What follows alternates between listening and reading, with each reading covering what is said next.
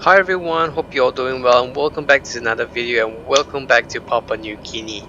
Today we're in the caravan and we're going to be doing another VIP mission with Neofly with the new and current updated. Make sure you stay to the end because I'm going to be showing you what some of the new features are, and I'll be going through whatever I haven't covered. Maybe I'll talk about the updates and so on and so forth. But we're in the caravan today and we're heading over to nope, sorry, correction, we're heading to AYSR Sangara airstrip out in the west in Papua New Guinea. Let's go over to Neofly and I'll show you where. So this is where we are. We are in Whiskey November Uniform airstrip. Yeah, it's just an airstrip out here in Papua New Guinea, somewhere to the northeast of Madang, and we're going to be taking off northeastbound, and we're going to be scooting over to Senggarang airstrip, which is around here in the red circle. So that's Senggarang airstrip. It looks nice and flat. I'm not sure about the terrain. Looks, I think, doesn't look as hilly as where we're in. In Whiskey November uniform, getting in here was quite tricky, especially in the caravan because it's such a short airstrip. But we're gonna see how it unfolds, and we're gonna get going shortly. So today's mission, we've got 2 VIPs on board, 352 pounds of cargo, and it's a short flight, 135 nautical miles, and we need to get there before this time, so we have plenty. Alright, so without further ado, let's get started. I'm going to center the airplane on the map, okay, and set up some of this stuff. So I've got the GPS flight plan already set in, the engine started, cargo's already loaded, passengers are on board. Let's get going. Okay, so the CDI is set to 23, that's the runway heading. We're going to go up to 8500. Taxi lights on, recognition light is on. We don't need the wing light and anything else. We don't need pitot static heat today because we are not IFR. Flaps already set. Radios we'll be using. Everything's in the green. All temperature and pressures looking good. Switches all set. Yep, good. And let's get going. Parking brake off.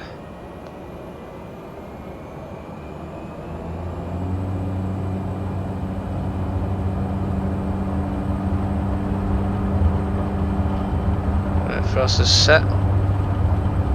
It's a slight wind from the east today.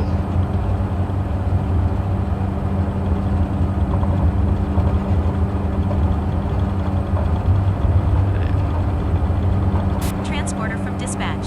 Fly safe. We are airborne, barely made it, but we are airborne. Okay, that's 500 feet, flaps up.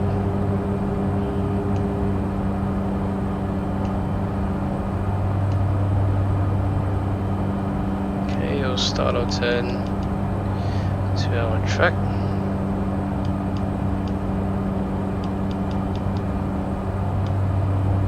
So our track is 289 and we'll just get the heading.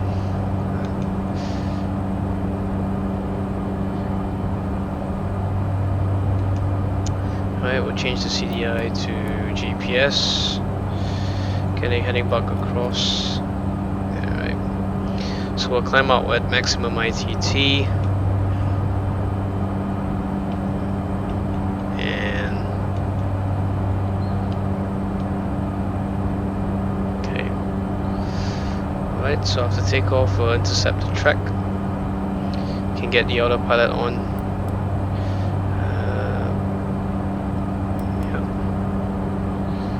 The heading is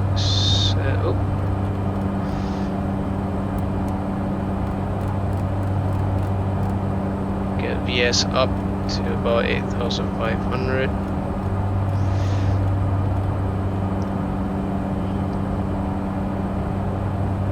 Okay, we'll get the heading to about 330 to intercept the track, and we it should be alright.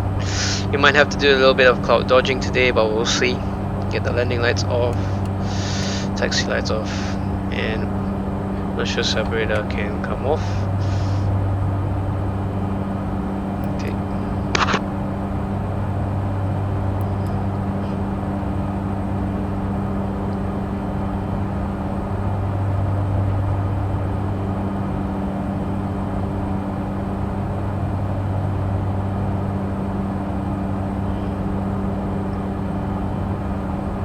We'll go into nav and the GPS to capture the track.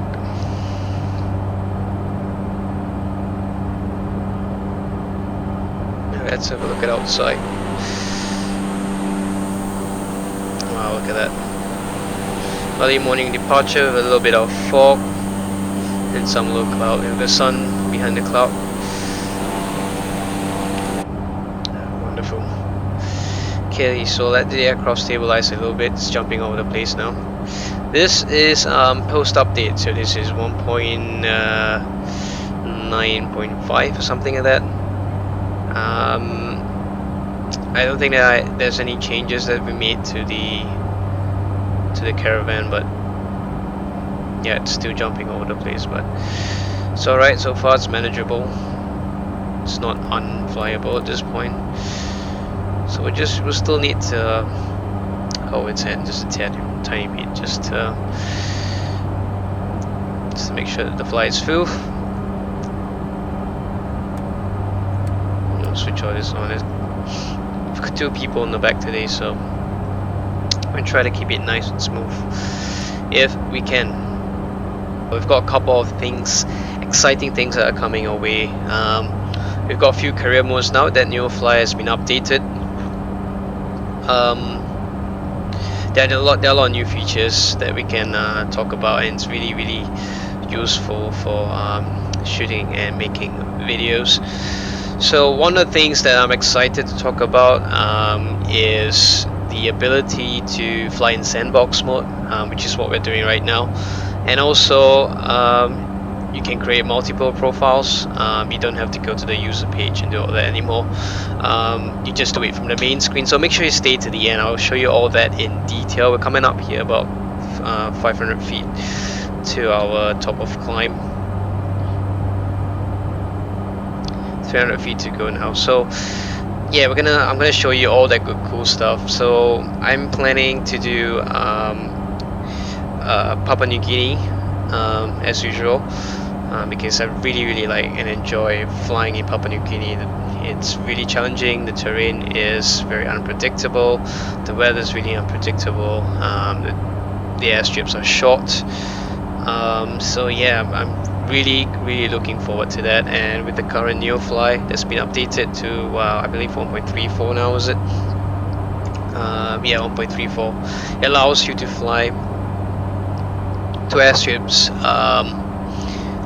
that's near your destination, and this is actual bush flying. It's not like, you know, if you're doing just general aviation flying where you're flying from small airport to small airport. This, in Papua New Guinea, it is actually airstrips, and you're out here in the bush, literally, in nowhere, in no man's land. So very excited for that. And I'm also gonna be doing normal career mode, 2 career modes actually.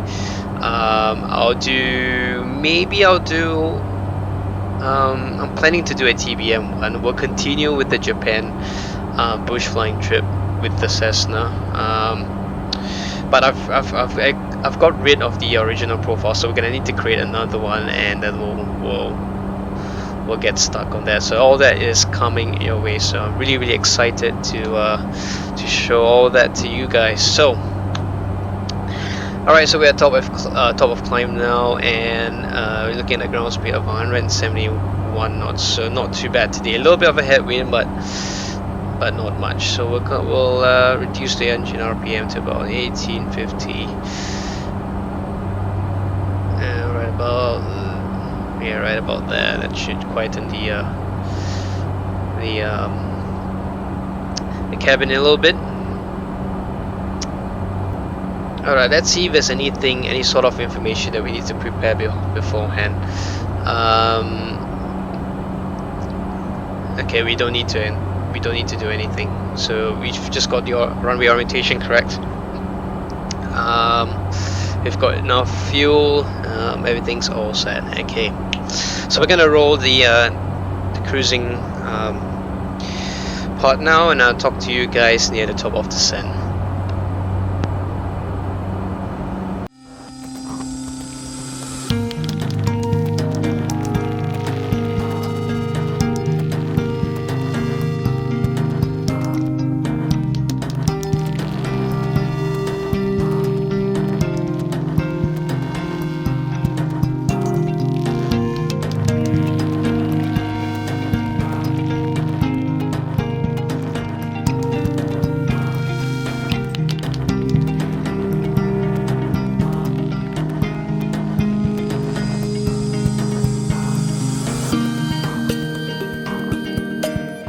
Alright, welcome back guys. So we're just past our top of descent point, so we're gonna get started. So we'll descend on VS and we'll select about 600 feet per minute, and we'll go to initially just 2,000 feet on the altimeter because we're not sure of what sort of terrain we might encounter, so it's good to give us a little bit of play. Okay, we might run into some clouds over here, so we really need to be mindful of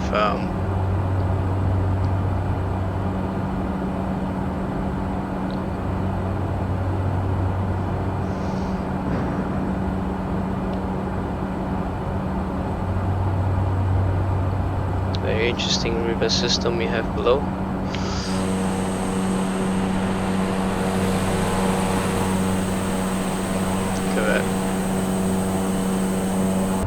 But let's compare with whatever we're looking outside our window to whatever's on Bing Map. So you can sort of see it's somewhat accurate. So we're going over this sort of little S-shaped estuary, something that's called the Civic River. I think that's what it's called. Pretty interesting. So we've got very interesting shaped embankment. You can see the sim is trying to sort of draw it out, but it's given this really funny looking shape. Still good, still not bad. It's not perfect, but yeah, it's all right. See on the VFR map is so on the VFR map it's actually not bad. And you can sort of see this little W shape. So this is called Kenduanem number 1. Very interesting. So maybe there's a Kenduanem number 2. Maybe. Yeah. So if you were navigating without the GPS, I guess you could do it quite accurately. Even with minimal features, at least you have the river to follow, and yeah, so that's pretty cool.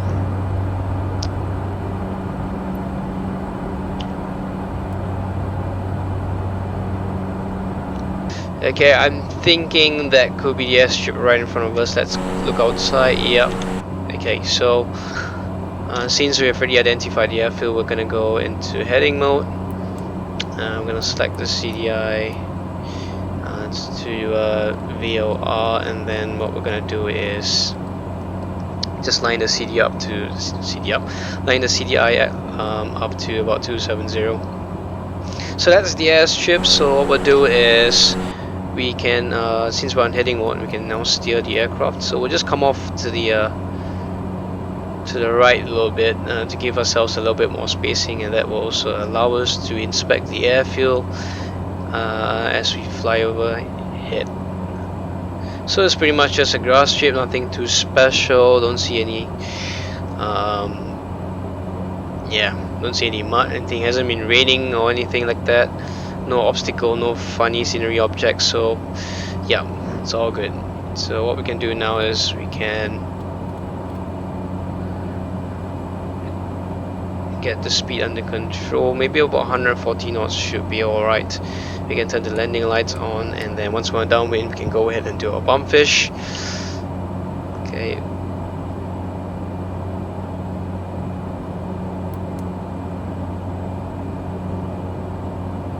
Okay, the FD, the flight directors, deciding to have a mind of its own, but that's fine. So let's turn to our crosswind leg. So I think, if I'm not mistaken, the airfield is about maybe 100 feet above sea level, but we'll see. We'll give ourselves a sufficient spacing. Okay, we put the props full forward because we want maximum. We want the propeller to be most efficient. We're gonna get the inertial separator on. We're gonna look out our left window. It's been blocked by the column. Yeah. Okay, so the airfield's right about there somewhere.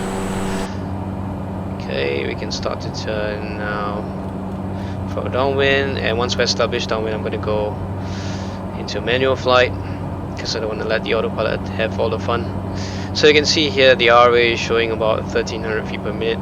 Not what am I saying? 1300 feet AGL, so above ground level. So that's where we want to be. Circuit altitude for this aircraft is about 1500 feet. You can use 1000 feet if you want to, but most turboprops, the ball park value is about 1500 feet. So that's where the airstrip is. I'm going to go out. Maybe I'll turn somewhere just past the forested area. Okay, cool. So brakes are set, undercarriage fixed, mixtures, condition levers full forward, fuel is set, instruments all set, QNH is set, and harnesses are secured. So autopilot off. Okay, so let's get the aircraft trimmed a little bit. We're gonna get rid of the flight directors. Okay, let's see how far we are at. Where's the airstrip? Oh, there it is. Okay, yep. I think we can start to turn in. So let's get the speed nice and slow.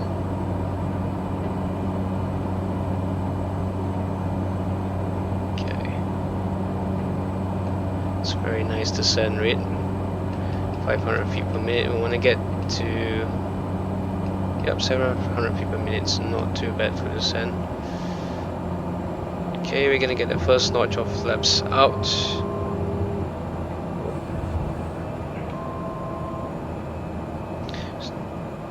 Okay, we need to be nice and smooth the controls because we do have VIP on board. We haven't forgotten about them. Okay, let's see where the strip is. Okay, we can start to turn the final. Okay, get full flaps out, and then get the aircraft retrimmed. We want about 85 knots for your final approach speed for VRF in this case. So okay, let's get onto profile. The aircraft is already nice and trim. Take my hands off the controls, not doing anything, the nose is not dipping, so the aircraft is nice and trim. So I've set the glide value to about 85 because I just want a little flag around the 85, around 85 knots. Okay, so I'll just trim it a little bit nose up. So because there are trees at the start of the runway, so I'm just gonna aim just to where that little clearing is on the right side of the runway.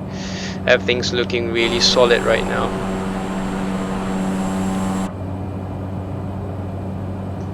Okay, gonna rest at descent rate just a tad bit by trimming up. Oh, a bit of turbulence there. Okay, I'm happy with this profile. Okay, as we come over the trees, the aircraft is ballooning a little bit, so we're just gonna set the power. Once you're on profile, you can use your throttle to control your speed. Okay, we've already gone up to 90 knots, that's fine. So reduce the torque a little bit, and then go to flight idle and gently round up. It's a bit of an uphill, so gently just pull back. There we go. Transporter from dispatch. Take the VIP to the parking. Okay, it's actually quite a late ending, but alright, so we made it.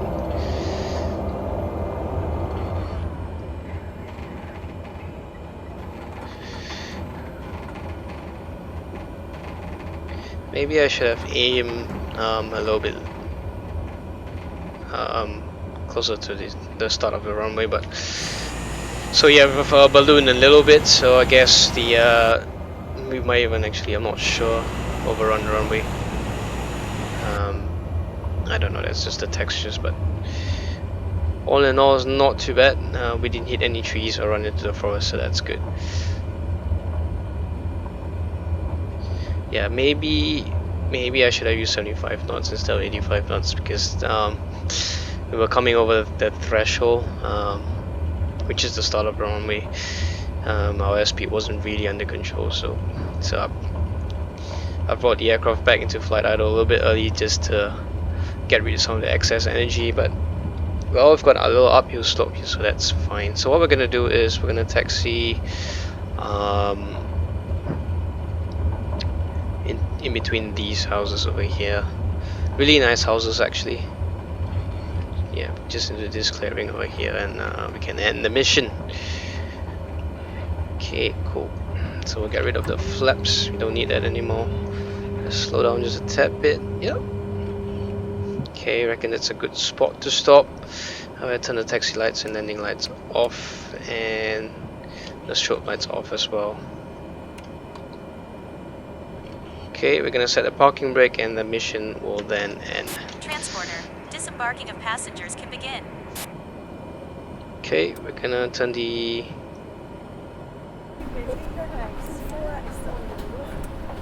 You see what I mean? You can't see the engine displays.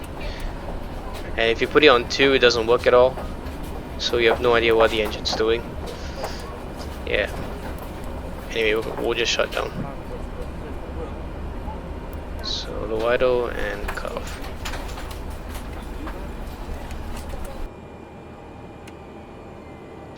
Alright, so let's see. Transporter from dispatch. Disembarkation completed. Passengers will be on time for the game. Thank you and good day. Brilliant, excellent. System test. Okay. So the the mission is a success. So we've got extra 10% XP for bonus landing and a bonus comfort. So we've got an extra 10% for that as well. So we've got 73 XP and 63 XP, I believe, on top of our original XP. So excellent, well done. We've got VS about 100 feet per minute, which is really not too bad in a small aircraft. Excuse me, sorry. So we're 68 knots on touchdown. So no, not 68 knots. What am I saying?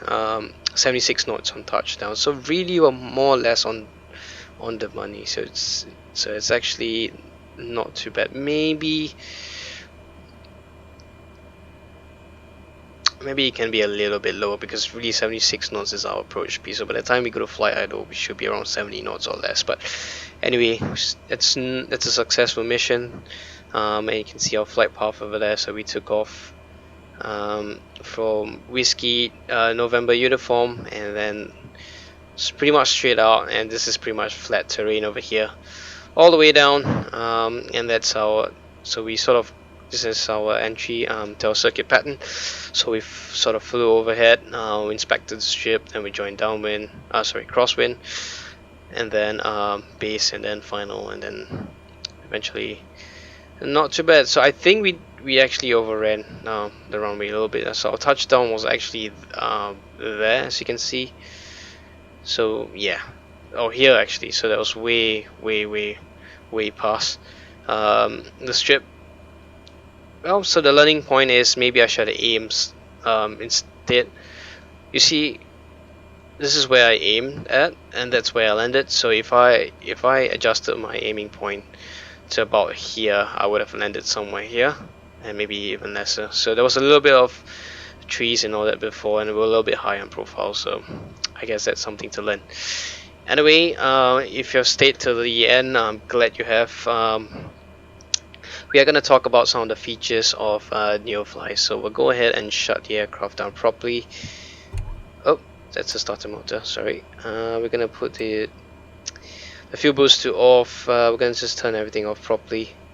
Batteries can go to off and the nav lights can go to off. So let's talk about um, the newest Neofly update, which is 1.3.4.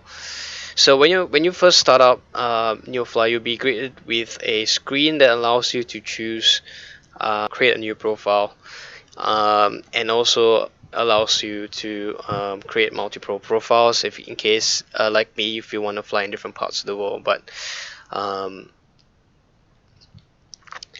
you don't want to stick to the same profile. So that allows you to do that. It also allows you to fly in sandbox mode. So if you have that checked, you would be given access to all the ranks like that. So all the different categories would have already been unlocked. You would also receive $1 million in credit, and your XP will be, I believe, 10,000.